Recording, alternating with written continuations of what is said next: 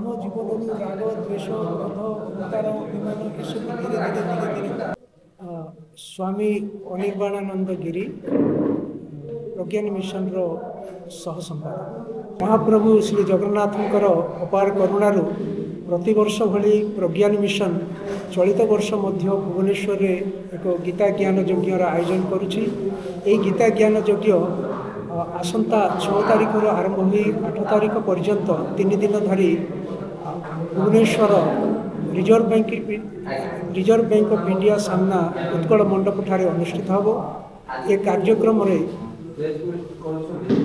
ଆନ୍ତର୍ଜାତୀୟ କ୍ରିୟାଯୋଗ ସଂସ୍ଥାର ଆଧ୍ୟାତ୍ମିକ ମୁଖ୍ୟ ପରମ ପୂଜ୍ୟ ଗୁରୁଜୀ ପରମହଂସ ପ୍ରଜ୍ଞାନନ୍ଦ ମହାରାଜ ଶ୍ରୀମଦ୍ ଭଗବତୀ ଗୀତାର 4th ଅଧ୍ୟାୟ ଜ୍ଞାନ କର୍ମ ସନ୍ନ୍ୟାସ ଯୋଗ ଆଧାରରେ ପ୍ରବଚନ ଦେବେ।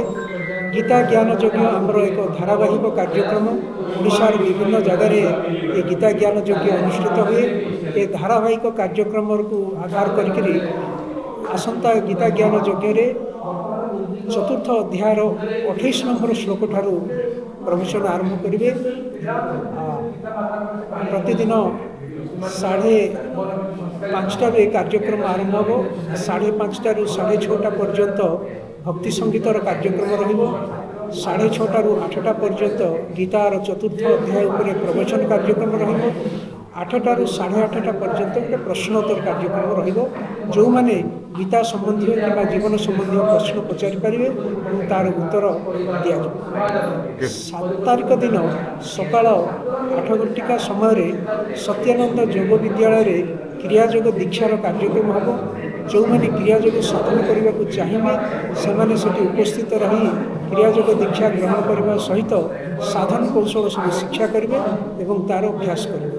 ଏହିଭଳି ଏ ହେଉଛି ସଂକ୍ଷିପ୍ତରେ ଆମ 3 ଦିନିଆ ଗୀତା ଜ୍ଞାନ ଯଜ୍ଞ କାର୍ଯ୍ୟକ୍ରମର ସୂଚୀ।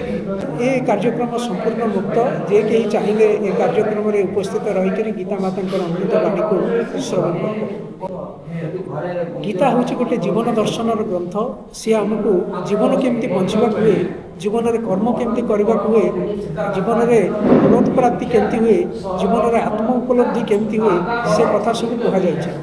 ଆମେ ଧୀରେ ଧୀରେ ଆମେ ଆମର ଧର୍ମଗ୍ରନ୍ଥମାନଙ୍କ ଠାରୁ ଧୀରେ ଧୀରେ ଦୂରେଇ ଯାଉଛୁ। ଆଉ ଆମ ଶିକ୍ଷା ବ୍ୟବସ୍ଥା ଭିତରେ ମଧ୍ୟ ଏହାର କୌଣସି ଚର୍ଚ୍ଚା ହେଉନାହିଁ। ତେଣୁ ବର୍ତ୍ତମାନ ପରିସ୍ଥିତିରେ ଲୋକମାନଙ୍କୁ ଆମର ଧର୍ମଗ୍ରନ୍ଥ ସହିତ ପରିଚିତ କରାଇବା, ଜୀବନ ଦର୍ଶନ ସହିତ ପରିଚିତ କରାଇବା ପାଇଁ ଏହା ଗୋଟେ ଅନୌପଚାରିକ କାର୍ଯ୍ୟକ୍ରମ। କିଛି ଆଧ୍ୟାତ୍ମିକ ସଂସ୍ଥାମାନଙ୍କ ଦ୍ୱାରା ବିଭିନ୍ନ ସମୟରେ ବିଭିନ୍ନ ସ୍ଥାନରେ ଏଭଳି କାର୍ଯ୍ୟକ୍ରମ ସବୁ କରାଯାଉଛି।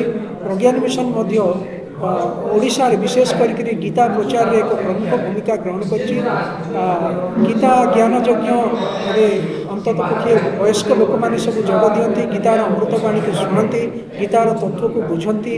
ଏହି ବୁଝିକିରି ତାକୁ ମନନ ଚିନ୍ତନ କରିକିରି ଯାହା ସେମାନେ ଭାବନ୍ତି ଯେ ଏ ଆମ ପାଇଁ ଉପଯୋଗୀ ତାକୁ ଜୀବନରେ ଲଗାନ୍ତି।